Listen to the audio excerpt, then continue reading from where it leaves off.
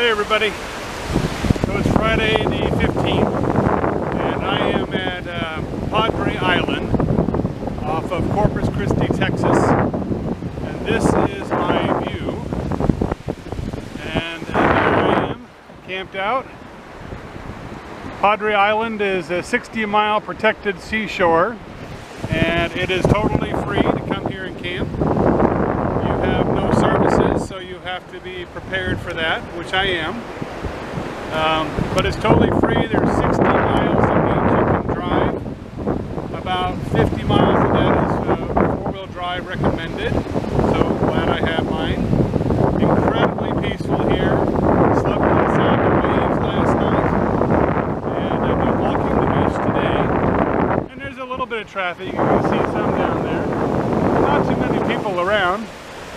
And it is a beautiful day. 80 degrees. And this is my spot for a couple of days. So I thought I'd give you a little walk around. I can and do have the equipment to make a little covering, because being a Northwesterner, of course, the sun is a little bit much. But I can add a little tent variation here, and I have a little shaded area to hang out. I can cook right at the back door, so I don't have to have a table. And it's absolutely beautiful here. Been watching the pelicans, the seabirds, the hawks. Sometime overnight a coyote visited my spot, but of course I don't leave anything out. So you can kind of see where I like to hang out. You can hike in the dunes, although they say to be careful of rattlesnakes. So I am not hiking in the dunes. So there's a few people that go by. I'll show you here. And there's a couple of them, but not very often.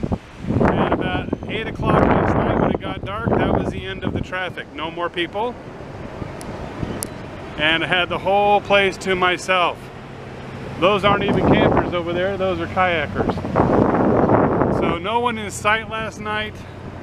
Stars, had a beautiful evening.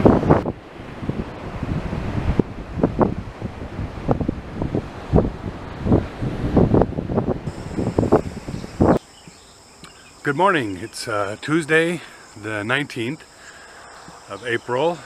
I'm in Goliad State Park, sort of southeast of San Antonio and west of Houston. So I've been stuck here, well, stuck is fluid idea, for a couple of days.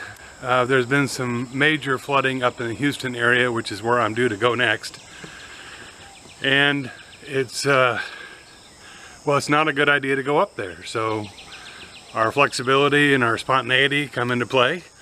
And I've spent a couple of days here exploring the history of Goliad and of the surrounding countryside, of the plains of southern Texas, or the coastal plains they call it.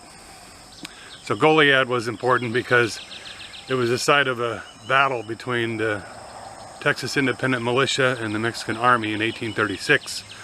300 men of the Texas militia were captured by the Mexican Army and then executed a week later. And that was a pivotal change in the community's thought of independence.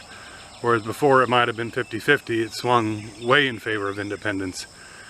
So you've heard the Alamo. Well, here the Goliad is almost more important, but it's definitely equal.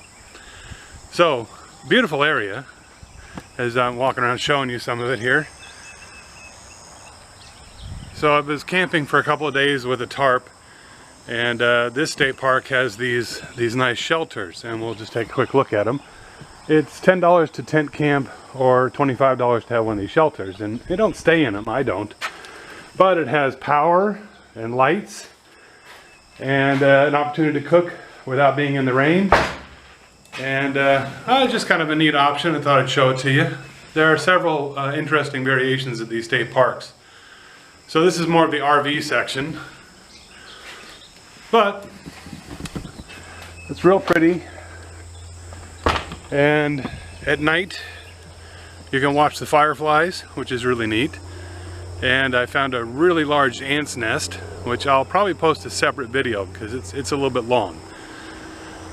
But that's about it. So we're gonna probably head slowly towards Houston today, maybe over towards a town called Edna. There's a state park up there. Can't get too close yet. They're still in the flood stage. So, but that's just part of the fun of traveling, is learning all these new things and stopping at museums and seeing the sights. So, okay, so hopefully the volume will work on this. I wanted to show you one of these. This is the, well, it's a little bit old, but this is the Portuguese man-o-war jelly. And they're one of the most dangerous ones to run across on the beach, especially in the water. So it's not very big. It's only probably about 4 inches long, but boy, they hurt. And I'm not getting anywhere near it. Notice I keep my distance.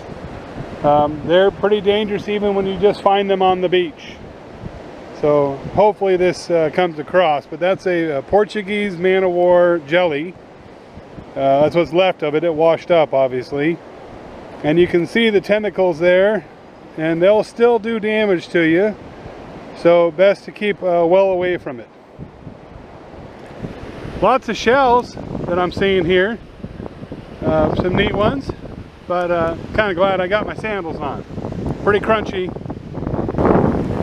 Okay, so I don't know if the volume is going to work out here, but I've been beach combing here, and I just wanted to show you something I found.